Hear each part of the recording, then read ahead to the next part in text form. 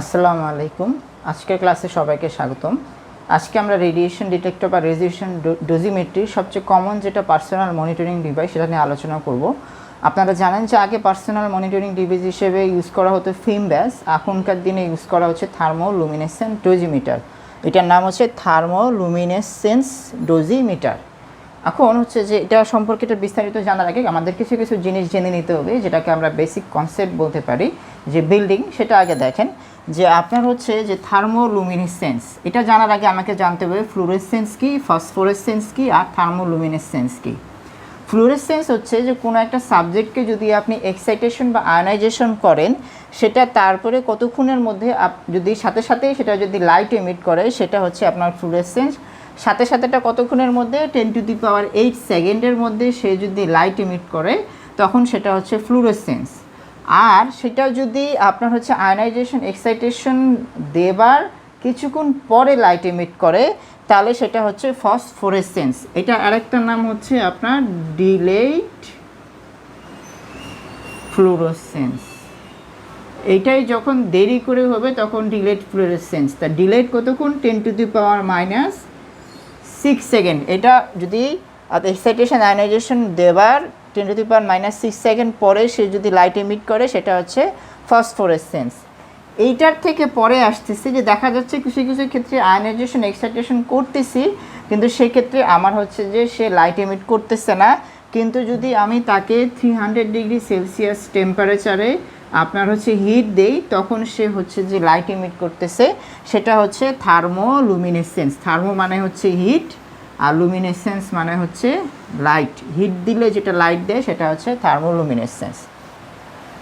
এখন হচ্ছে যে থার্মোলুমিনেসেন্স যে ডোজিমিটার, তাহলে সেখানে আমাদের অবশ্যই একটা থার্মোলুমিনেসেন্স একটা সাবজেক্ট ইউজ মানে একটা ম্যাটেরিয়াল ইউজ করতে হবে। তা আমরা কী কী ম্যাটেরিয়াল ইউজ করি, এটা আমাদের এমসিকিউ লাগে, এটাও এমসিকিউ তো খুবই বেশি ইম্পর্টেন্ট। সেটা আমরা ইউজ করি, একটা হচ্ছে lithium fluoride, lithium borate, calcium fluoride, calcium sulphate. এবং এখন যেটা দেখা গেছে, এটা আপনার সরাসরি এখানে লেখা আছে যে লিথিয়াম ফ্লোরাইড, যেটা বিশুদ্ধ লিথিয়াম ফ্লোরাইড, সেটা আপনার হচ্ছে যে তার কোনো থার্মোলুমিনেসেন্স ক্যাপাবিলিটি নাই। এজন্য এর সাথে আপনার কিছু পরিমাণে অপদ্রব্য, যেটাকে বলা হয় ডোপিং বা কিছু ইমপিউরিটিস যোগ করে দেওয়া হয়, যাতে তার থার্মোলুমিনেসেন্স ক্যাপাসিটি থাকে। সেটা কি, লিথিয়াম ফ্লোরাইডের সাথে যোগ করা হয় ম্যাগনেসিয়াম ইউজ করা যেতে পারে, বা হচ্ছে ম্যাঙ্গানিজ ইউজ করা যেতে পারে। আর ক্যালসিয়াম ফ্লোরাইড, ক্যালসিয়াম সালফেটের সাথে আপনার হচ্ছে যে ম্যাঙ্গানিজ যুক্ত করা হয়। এখন সবচেয়ে আইডিয়াল হচ্ছে ইউজ করা হয় লিথিয়াম ফ্লোরাইড, তার সাথে ম্যাগনেসিয়াম। তবে বলা হয়েছে কিছু কিছু বইতে যে আপনার ক্যালসিয়াম ফ্লোরাইড বা ক্যালসিয়াম সালফেট আপনার কোবাল্ট-60 ক্ষেত্রে ইউজ করতে বলা হয়। এখন লিথিয়াম ফ্লোরাইড বা ম্যাগনেসিয়ামের এখান থেকে আপনার এটা হচ্ছে আইডিয়াল, এটা একটা এমসিকিউ। সাথে সাথে তার ইফেক্টিভ অ্যাটমিক নাম্বার হচ্ছে 8.2, এটা জানা থাকতে হবে। আর ডেনসিটি হচ্ছে 2.64 গ্রাম/সেন্টিমিটার কিউব। যেটা বলা হয় যে সফট টিস্যু আর হচ্ছে যে লিথিয়াম ফ্লোরাইডের আপনার হচ্ছে যে ইফেক্টিভ অ্যাটমিক নাম্বার বা ডেনসিটি মোটামুটি কাছাকাছি। এজন্য হচ্ছে যে এইটা যে পরিমাণে এনার্জি নেবে, সেটার সাথে আমরা সফট টিস্যুর মোটামুটি কম্পারেবল একটা হিসাব করে নিতে পারবো। এটা থেকে আমরা ধরে নিতে পারি যে বডিতে কতটুকু রেডিয়েশন পাচ্ছে। এখন আমাদের পরবর্তীতে জানতে হবে যে আপনার হচ্ছে যে, যেহেতু আমরা থার্মোলুমিনেসেন্ট ডোজিমিটার মেইন, যে কেন এখন এই বস্তুটা আপনার থার্মোলুমিনেসেন্স হিসেবে কাজ করতেছে। আমরা তো জানলাম যে লিথিয়াম ফ্লোরাইড থার্মোলুমিনেসেন্স, কেন সেটা থার্মোলুমিনেসেন্স সেটা জানতে হলে আমাদের জানতে হবে এখন এনার্জি ব্যান্ড সম্পর্কে। এখন আমরা ব্যান্ড থিওরি জানার আগে আমাকে জানতে হবে যে কন্ডাক্টর, সেমি কন্ডাক্টর, ইনসুলেটর কি। কন্ডাক্টর মানে যেটা পরিবাহী, যে জিনিসটা আপনার হচ্ছে বিদ্যুৎ পরিবহন করে, তাকে আমরা কন্ডাক্টর বলতে পারি, যেমন হচ্ছে তামা, লোহা, এগুলা। আর হচ্ছে যে ইনসুলেটর মানে হচ্ছে অন্তরক, যেটা আপনার হচ্ছে একদমই বিদ্যুৎ পরিবহন করে না, যেমন কাঁচ, রাবার, কাঠ। আর সেমিকন্ডাক্টর হচ্ছে যেটা সাধারণ অবস্থায় আপনার হচ্ছে যে কোনো প্রকার বিদ্যুৎ পরিবহন করে না, কিন্তু যখন তাকে হিট দেওয়া হয় বা কিছু পরিমাণ অপদ্রব্য ইউজ করা হয়, তখন সে বিদ্যুৎ পরিবহন করে, যেমন হচ্ছে জার্মেনিয়াম বা সিলিকন। এটা একটা জেনে রাখলাম। আরেকটা হচ্ছে যে আপনার পাউলির বর্জন নীতি বা হচ্ছে যে পাউলিস এক্সক্লুশন নীতি অনুযায়ী, যে আমরা তো অনুযায়ী বলে যে একটা শক্তি লেভেল ইউজ করে আপনার হচ্ছে যে দুটার বেশি ইলেকট্রন থাকবে না, এবং সেই ইলেকট্রন দুটো বিপরীত স্পিন যুক্ত হবে। এটা একটু বোঝাচ্ছি, যে ধরেন যে আপনার সোডিয়ামে আছে 11টা প্রোটন, তাহলে 11টা ইলেকট্রন আছে। সে 11টা ইলেকট্রনকে আপনার ব্যান্ড অনুযায়ী যদি আমি সাজাই তাহলে 1s2 প্রথম ইলেকট্রন 2n² হিসাব অনুযায়ী, দ্বিতীয়টাতে থাকবে 8টা, এটাকে 2s2 2p6, আর তৃতীয়টাতে তাহলে আপনার একটা বাকি সেটা 3s1। সেটাকে যদি আমি এখন এভাবে সাজাই তাহলে এই যে এই দুটা ইলেকট্রন, এই দুটা বিপরীত স্পিনযুক্ত, এই দুটা বিপরীত এভাবে আসে। এখন সবচেয়ে বাইরের যে ইলেকট্রনটা আছে সেটা হচ্ছে আপনার, আমরা যদি বলি যে সেটা হচ্ছে যে মুক্তভাবে চলাচল করতে পারে, হ্যাঁ, এইটাই হচ্ছে আপনার সেই যোজনী, হ্যাঁ, আমরা যেটা যোজনী পড়ছিলাম বা ভ্যালেন্স নাম্বার। এখন এই যে এটা তো আমার বিপরীত স্পিনযুক্ত না, এবং এই যে পাউলিস আরও বলতেছে যে এই যে এইটা সবচেয়ে যোজনী, এটা কেন পরিবহন করে, যে একটা সোডিয়ামে তার একটা সোডিয়াম পরমাণু বা অণু থাকে না, এটা অনেকগুলো থাকে। সেটা হয় কি যখন একসাথে থাকে তখন সেটা সবগুলা মিলায় একটা কূপের আকার ধারণ করে, মানে এটা একে অপরের মধ্যে চলাচল করতে পারে। এই যে চলাচল করতে পারতেছে এইটাই হচ্ছে আপনার ব্যান্ড, এবং এটাকে আপনার হচ্ছে যে বলা হয় ভ্যালেন্স ব্যান্ড, পুরোপুরি চলাচল করতে পারতেছে। এখন এটাকে যখন আমি হিট দিব বা যেখানে যখন আমরা ইলেকট্রিক প্রবাহ তৈরি করব তখন সে করবে কি ভ্যালেন্স ব্যান্ড থেকে এর একটু উপরের স্তরে যাবে, যেটাকে বলে কন্ডাকশন বা পরিবাহী ব্যান্ড। ওই পরিবাহী ব্যান্ডে যেয়ে আপনার হচ্ছে ইলেকট্রনগুলা একে অপরের সাথে চলাচল করবে এবং পুরা থ্রু ধরে যাবে। তাহলে আমি যদি বলি যে কন্ডাক্টরে কি থাকে, কন্ডাক্টরে আপনার হচ্ছে যে একটা কন্ডাকশন ব্যান্ড আছে, আপনার হচ্ছে আর একটা হচ্ছে আপনার ভ্যালেন্সি ব্যান্ড আছে। এখন কন্ডাক্টর বস্তুর ক্ষেত্রে কি হবে যে আপনার ভ্যালেন্সি ব্যান্ড আর কন্ডাকশন ব্যান্ডটা পরস্পর কাছাকাছি লেগে থাকবে, একদম লেগে থাকবে। এতে যেটা হবে যে একটু আপনার হিট গেলেই বা একটু ধরেন ইলেকট্রন পেলেই আপনার ইলেকট্রনগুলো যেটা আছে সেটা এখান থেকে আপনার হচ্ছে যে কন্ডাকশন ব্যান্ডে চলে যাচ্ছে, ব্যান্ডে যেয়ে সে আপনার হচ্ছে ইলেকট্রন ট্রান্সপোর্ট করতেছে। কিন্তু আপনার হচ্ছে ইনসুলেটরের ক্ষেত্রে কি হবে, ইনসুলেটরের ক্ষেত্রে এটা যদি হয় আপনার ভ্যালেন্স ব্যান্ড আর তার থেকে একটু গ্যাপে থাকবে আপনার হচ্ছে যে কন্ডাকশন ব্যান্ড, সেই গ্যাপটা হবে অনেক বেশি, সেই গ্যাপটা আপনার অনেক বেশি হবে। এই যে গ্যাপটা, এই গ্যাপটার নাম হচ্ছে ফরবিডেন জোন, মানে নিষিদ্ধ ব্যান্ড। হ্যাঁ, আপনার হচ্ছে ইলেকট্রন এইখান থেকে এইখানে সাধারণত যেতে পারে না, যেটা হচ্ছে আপনার অনেক বেশি ইলেকট্রন ভোল্ট দরকার হয় সেটা আপনার হচ্ছে যেতে পারে না বলে এটাকে বলা হয় ফরবিডেন জোন, বা অনেক বেশি পরিমাণে ইলেকট্রনের দরকার হয়, এটা হচ্ছে কন্ডাকশন ব্যান্ড। কিন্তু সেমিকন্ডাক্টরের ক্ষেত্রে কি হয়, সেমিকন্ডাক্টরের ক্ষেত্রে আপনার হচ্ছে কন্ডাকশন ব্যান্ড আর হচ্ছে আপনার ভ্যালেন্স ব্যান্ডের মধ্যে গ্যাপটা একটু কম থাকে। সেই গ্যাপটার ফরবিডেন জোনের মাত্র আপনার 1.1 ইলেকট্রন ভোল্ট দিলেই সেটা আপনার হচ্ছে যে ভ্যালেন্সি ব্যান্ড থেকে আপনার কন্ডাকশন ব্যান্ডে চলে যাচ্ছে, ফলে ইলেকট্রন এখানে চলে যাচ্ছে আর হচ্ছে যে এইখানে একটা হোল ক্রিয়েট করে দিচ্ছে। হ্যাঁ, এটা হচ্ছে আপনার সেমিকন্ডাক্টরের ক্ষেত্রে,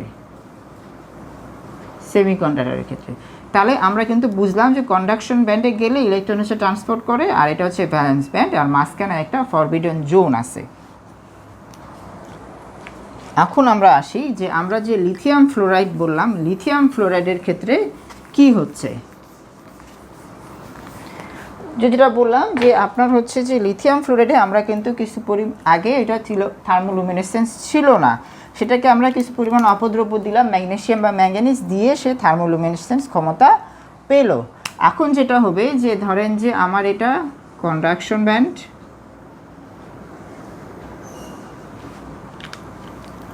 আর এটা হচ্ছে ভ্যালেন্স ব্যান্ড, আর এটা ধরেন আপনার কন্ডাকশন ব্যান্ড সিবি,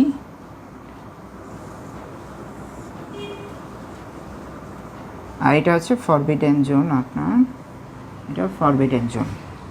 এখন লিথিয়াম ফ্লোরাইড বা যে থার্মোলুমিনেশন বস্তুর ক্ষেত্রে কি হবে যে আমি যদি আপনার হচ্ছে যে একটা আয়নাইজেশন রেডিয়েশন আসতেছে, সেখান থেকে করবে কি ইলেকট্রনটা আপনার হচ্ছে যে প্রথমে যথারীতি আপনার ভ্যালেন্স ব্যান্ড থেকে কন্ডাকশন ব্যান্ডে যাবে, কন্ডাকশন ব্যান্ডে গেলেও যেটা থার্মোলুমিনেসেন্স সে সবটা পরিমাণে আপনার হচ্ছে লাইট ইমিট করতে পারবে না, বরঞ্চ কিছু লাইট ইমিট করে আপনার হচ্ছে যে পুরোপুরি গ্রাউন্ড স্টেটে না ফেরত এসে আপনার হচ্ছে যে ফরবিডেন জোনে একটা ট্র্যাপের মধ্যে আটকা পড়ে থাকবে, ফরবিডেন জোনে একটা ট্র্যাপের মধ্যে আটকা পড়ে থাকবে। এটাই হচ্ছে আপনার থার্মোলুমিনেসেন্স বস্তুর বৈশিষ্ট্য। এই যে ট্র্যাপে আটকা পড়ে থাকলো, তাহলে এখন এটাকে যদি আমি হিট দেই, যেটা আমরা তখন দেখলাম যে 300 ডিগ্রি সেলসিয়াস বা এর কাছাকাছি যদি হিট দেই, তখন কি হবে, এই যে ট্র্যাপ আছে এই ট্র্যাপ থেকে সে একটু হিট পায়, আবার হচ্ছে কন্ডাকশন ব্যান্ডে যাবে, কন্ডাকশন ব্যান্ড থেকে সে কিন্তু তার গ্রাউন্ড স্টেট লেভেলে চলে আসবে। এই যে গ্রাউন্ড স্টেট লেভেলে চলে আসলো, সে তখন ওই যে শক্তিটা আপনার লস করলো, সেই শক্তিটা আপনার হচ্ছে লাইট রূপে বের করে দিবে। এটাই হচ্ছে আপনার থার্মোলুমিনেসেন্সের বৈশিষ্ট্য। এখন এই যে লাইট বের করে দিল, এই লাইট বের করে দিলে তো আর হবে না, এই লাইটটা বের করে দিয়ে আমাকে আবার হচ্ছে যে মাপতে হবে যে এই লাইটটা সে কী পরিমাণে বের করতেছে। সেখান থেকে আমরা বুঝতে পারবো যে আসলে আপনার কি আপনার রেডিয়েশন পাইছে, সে আলফা পাইছে, বিটা পাইছে না গামা পাইছে। এই তিনটাই সাধারণত আমরা থার্মোলুমিনেসেন্স ডোজিমিটার দিয়ে মাপতে পারি। তাহলে হিসাবটা হচ্ছে এরকম যে ধরেন যে এটা একটা হিট চেম্বার, এখানে আপনার থার্মোলুমিনেসেন্স ধরেন ডোজিমিটারটা আমরা যে প্লেটটা আছে লিথিয়াম ফ্লোরাইড সেটা দিলাম, এখান থেকে আপনার হচ্ছে যে লাইট বের হচ্ছে। এবং যেটা হিসাব করা থাকবে যে এইখানে আপনার একটা যোগ করে দেওয়া থাকবে photomultiplier tube. Photomultiplier tube কী করবে, যে ফোটনটাকে নিয়ে আপনার কারেন্টে রূপান্তরিত করবে, কারেন্টে রূপান্তরিত করে মাল্টিপ্লাই করে করে ওটাকে একটা ইলেকট্রনিক সিগন্যালে তৈরি করবে। সেটা আমরা যে সিন্টিলেশন কাউন্টারে যেটা পড়ছিলাম, সিন্টিলেশন কাউন্টারে কিন্তু অনেক বড় ব্যাখ্যা করে পড়ছিলাম যে ফোটো মাল্টিপ্লায়ার টিউব কীভাবে কাজ করে।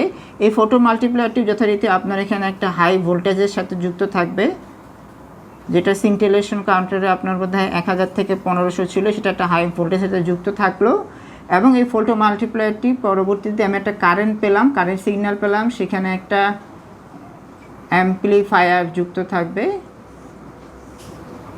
এবং অ্যাম্পলিফায়ারের সাথে আপনার হচ্ছে একটা যেটাকে বলা হয় যে রেকর্ডার বা ইলেকট্রনিক সিগন্যালের সাথে যুক্ত থাকবে এবং এটা একটা গ্রাউন্ডের সাথে যুক্ত থাকলো। তাহলে ফোটো মাল্টিপ্লায়ার টিউবের মাধ্যমে আলটিমেটলি আমরা কিন্তু হিসাব পাচ্ছি। এবং যেটা হয়েছে রেকর্ডারটা আপনার কিন্তু রেকর্ডটা আবার করে কিভাবে, যে আসলে এটা সব কিছু এখনকার দিনে হয়তো আরও যদি আপনার বেসিক ফিজিক্সে যে রেকর্ডে আসে, এটাকে যেটা বলা হয় যে আপনার এই যে লাইটটা দিচ্ছে, লাইটটা দিয়ে এটা রেকর্ডে আপনার এরকম করে আসে, এটা গ্লো কার্ভ আকারে আসে। হ্যাঁ, এবং যত হিট দিবেন তত বেশি আপনার হচ্ছে যে গ্লো বাড়তেছে, মানে তত বেশি লাইট দিচ্ছে এবং একটা নির্দিষ্ট পরিমাণ পর্যন্ত এসে তারপর একদম নিশ্চিত হয়ে যায়, কারণ এটার তো একটা শক্তির লিমিট আছে। এখন এটাকে আমরা বলি গ্লো কার্ভ। এবং হচ্ছে যে আপনাকে এই গ্লো কার্ভের অনুযায়ী যে কতটুকু আসতেছে সেই অনুযায়ী আপনার হচ্ছে ছকে ফেলে দিয়ে আপনার হচ্ছে হিসাব করতে হবে যে আপনার কী পরিমাণে এনার্জি বা কী আপনার হচ্ছে রেডিয়েশনটা পাচ্ছি। এখন এখানে আরেকটা জিনিস বলে, যেটা আর কি আপনার হচ্ছে আরেকটু বেসিক, যে এখানে দেখেন তো কন্টিনিউয়াস আসতেছে, এরকম পাহাড়ের মতো করে আসতেছে। এটা কেন, যে এরকম করে যে আপনারটা খাস খাস কাটা কেন, আসলে যে আমার তো এখানে ট্র্যাপ হয়ে আছে এনার্জিটা, সেই এনার্জিটা যে ট্র্যাপ হয়ে আছে, এই ট্র্যাপ এনার্জিরও আপনার হচ্ছে আবার কিছু এনার্জি লেভেল আছে। দেখা যাবে যে এক এক এনার্জি লেভেলে এক এক পরিমাণ শক্তি আপনার হচ্ছে যে ট্র্যাপ হয়ে আছে।